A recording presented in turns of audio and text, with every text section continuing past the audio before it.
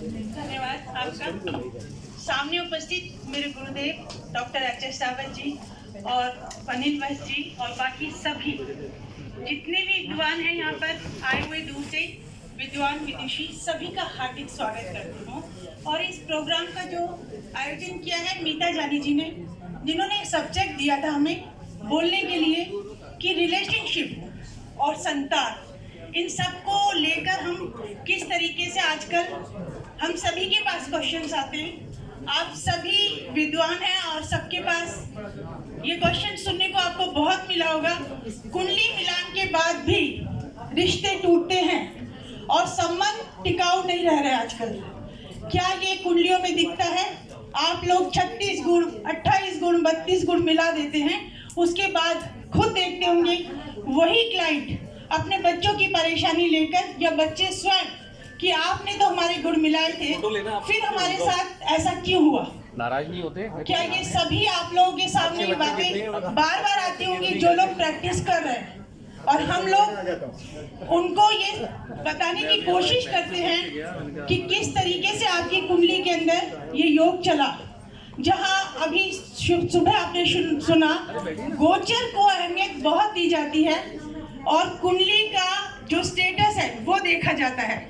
जब भी हम कुंडली मिलान करें, आजकल कुंडली मिलान लोग कंप्यूटर पे भी कर लेते हैं। आपके गुण मिले और आपने शादी तय कर दी, लड़के को लड़की पसंद आ गई और लड़की को लड़का पसंद आ गया, तो आप ये करते हैं कि चलो हमारी शायद जो सर्च है वो हमारी पूरी हो गई। जब हम देखते हैं कि कुंडली में कोई भी नेगेटिव ग्रह या जो कहें राहु केतु लगन में या सप्तम में बैठे हैं, या दो पापी ग्रह 12वें में, द्वितीय में या छठे 8वें में है, तो वहां अगर हम जरा सा भी लड़के लड़की की जिंदगी में तनाव आएगा तो हम उन्हें समझा नहीं पाते। उसका कारण होता है कि उनकी जो लग्न है वो पापकत्री योग में है, वो पॉजिटिव सोच ही नहीं पाती। जब वो पॉजिटिव सोच नहीं पाती तो किसी की सही सलाह तो सुनेगी नहीं।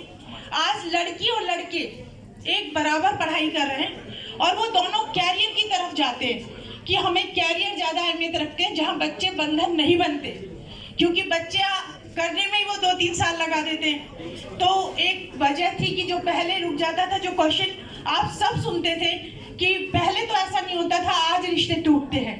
तो बच्चे की जिम्मेवारी 2-3 साल तक ली नहीं, और ग्रह का जरा सा भी नेगेटिव प्रभाव लगन पे या द्वितीय, अष्टम और छठे 12वें पे है तो व्यक्ति जो है कंफ्यूज हो जाता है। यहाँ उसको बोलते हैं कि गोचर है, इस रिलेशन को थोड़ा टाइम दो।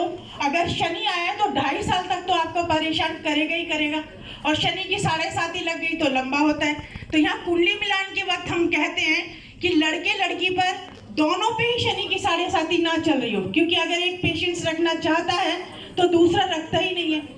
उसके बाद हमारी कोशिश रहती है कि अगर हम एस्ट्रोलॉजर हैं तो आज एक एस्ट्रोलॉजर के साथ साथ काउंसलर भी उनका बनना पड़ता है। जब वो हमारे पास आते हैं तो उन्हें हमें समझाना पड़ता है कि इस रिश्ते को आप इतने समय का समय दीजिए।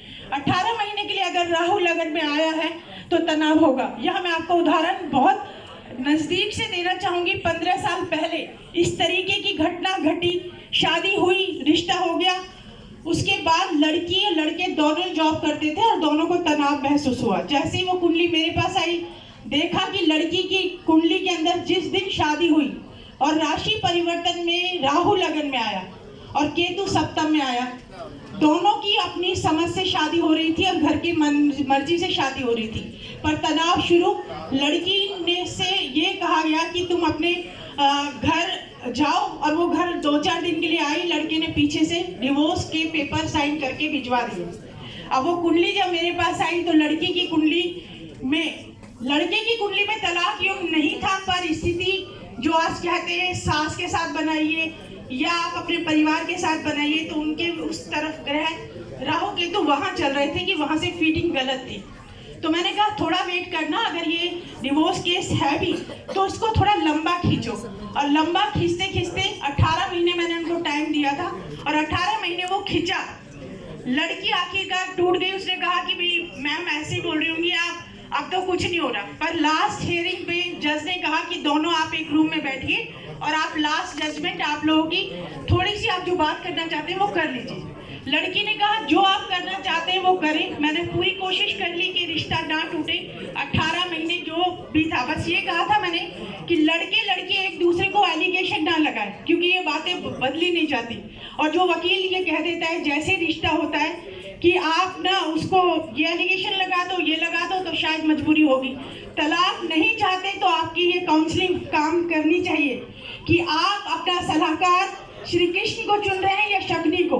ये जरूर देखें कि आप एक एस्ट्रोलॉजर ऐसे के पास तो नहीं जा रहे जो खुद निराश है तो आपको भी तोड़ देगा। उसकी फैमिली लाइफ अगर खुद डिस्टर्ब है तो कहेगा ऐसा तो चलता है, पर अगर वो अपनी फैमिली लाइफ को खराब है, उसको भी खींच के चल रहा है, तो उसके पास बहुत से ऐसे तत्व होंगे जो बताएगा कि परिवार को किस तरीके से जोड़ा जाता है। तो मेरा ये कहना है, जो अभी हमारे गुरुजनों ने आपको बताया कि आप ग्रह देखें, ग्रहों की स्थिति को देखें, और अगर कुंडली मिलान करते हैं गुणों के साथ साथ शनि की 7.5 ढैया इनको देखें, और गोचर जिस तरीके का चल रहा है तभी आप उपाय बताएं। और एक काउंसलर के रूप में अब एक जोशी धीरे धीरे उभर रहा है, तो आप मैरिज काउंसलिंग के हिसाब से भी उनको समझा सकते हैं। तो ये जो ज्ञान आप सब ज्योतिष का जो ले रहे हैं, जो ब्रह्म ज्ञान है, इसका लाभ आप समाज को दे पाएंगे। और जो रिश्ते टूट रहे हैं, रिलेशन टूट रहे हैं, और एक बात बहुत ध्यान रखिए, सप्तम के लिए पंचम उसका 11वां भाव होता है। अगर वहां जैसे ग्रह बैठे होते हैं, किसी का अगर पंचम में बुरा ग्रह है तो शादी के बाद उसको उसी तरीके की स्ट्रगल या परेशानी या सुख होगा। पंचम में अगर खराब ग्रह है तो आपको स्ट्रगल होगी, पर कितने समय की होगी, उसके बाद आपको सफलता मिलेगी नहीं मिलेगी, ये कुंडली विवेचन के बाद पता लगेगा। आप लोगों ने बहुत ध्यान से सुना, सभी का बहुत बहुत धन्यवाद।